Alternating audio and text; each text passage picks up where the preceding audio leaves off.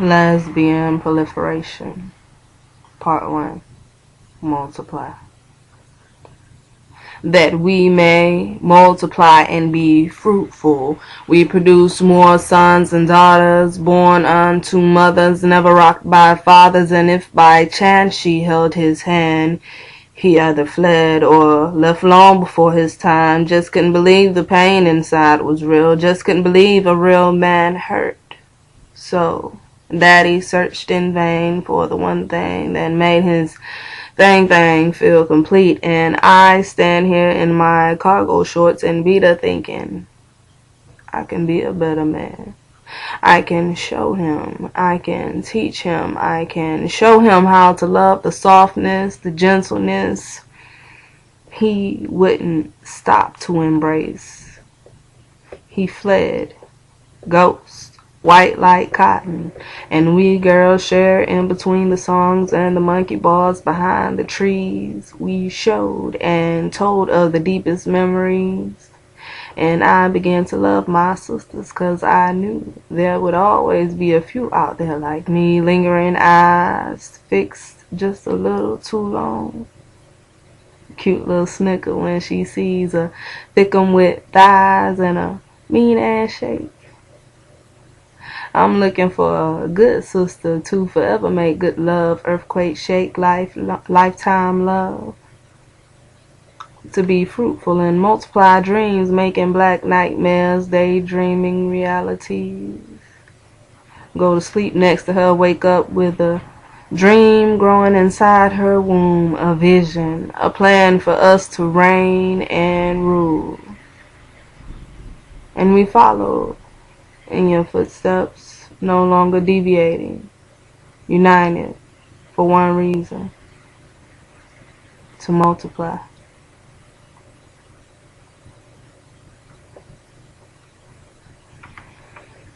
So I guess earlier I wrote this poem a long time ago, and you can see some of the issues that I was thinking about, both within my personal life and within the lives of other people that I had come across. And that was that they didn't want to have a baby because their father wasn't there, and they knew that it would be a situation with two mothers.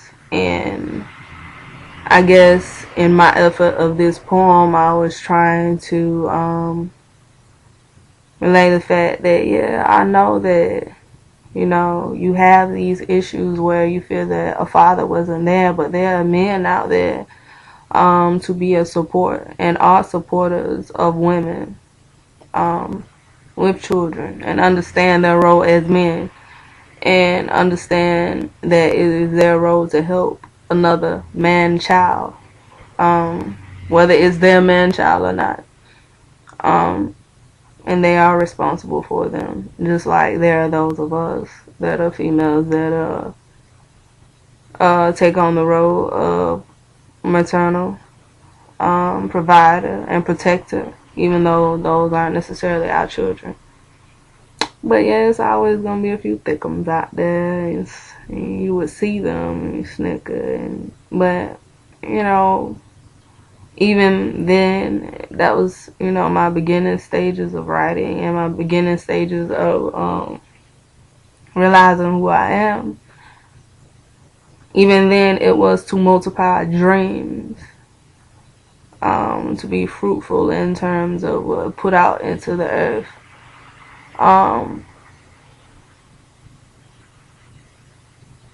Because there's so many hurting people out here. And I don't want there to be another generation that hurt from the same pains if I do know how to begin to talk about it. Might not necessarily have a solution, but to begin the talking process about the things that women have faced, heterosexual, lesbian, pansexual, trisexual. I don't know. There's so many sexualisms out there. Don't even get me started, because I don't even know all of them. But whatever your sexual preference is, But if you're a woman and you still believe in yourself as a woman, um, if you're a woman and you still can tap into that feminine energy and are comfortable with tapping into that, let's talk about this, because there's a lot of people out there hurting. And I think the dream is to multiply more women that are comfortable with themselves and lovers of themselves.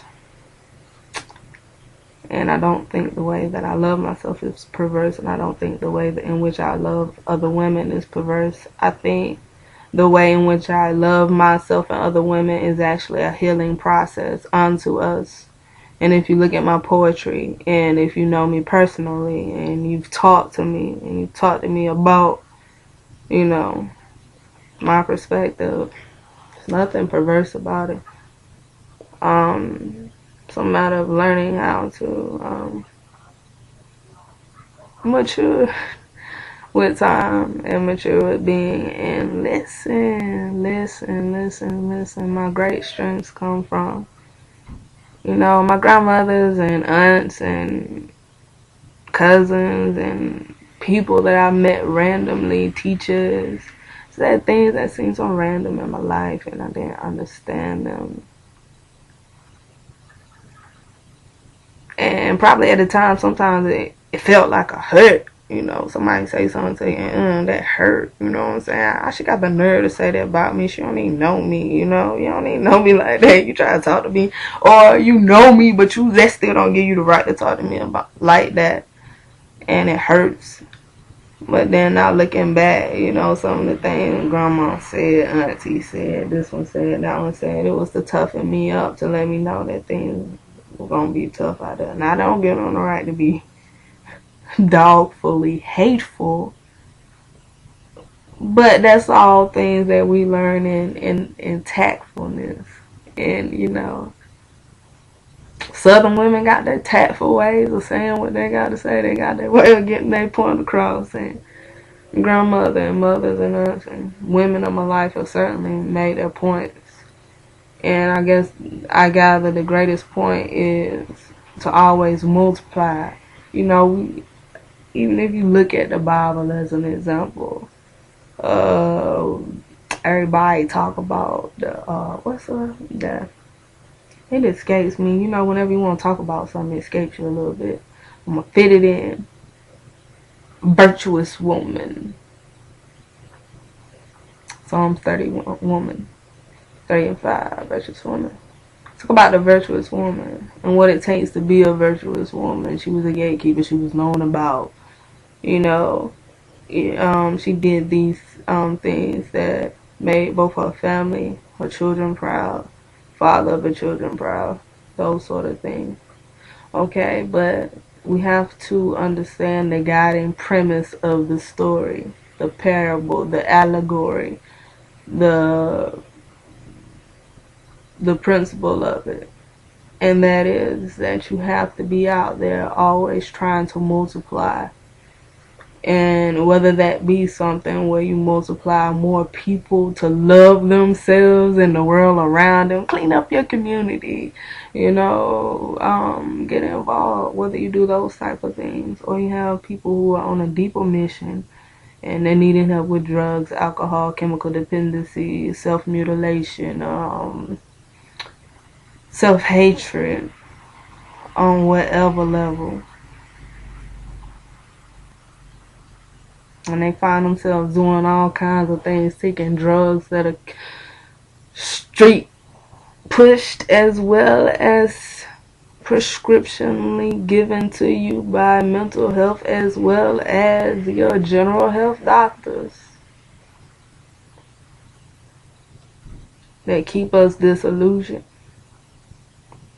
to keep us from dealing with self and facing self. Multiply. I'm just trying to multiply the good vibes out there. Love y'all. Love y'all. Love y'all. Love you. You.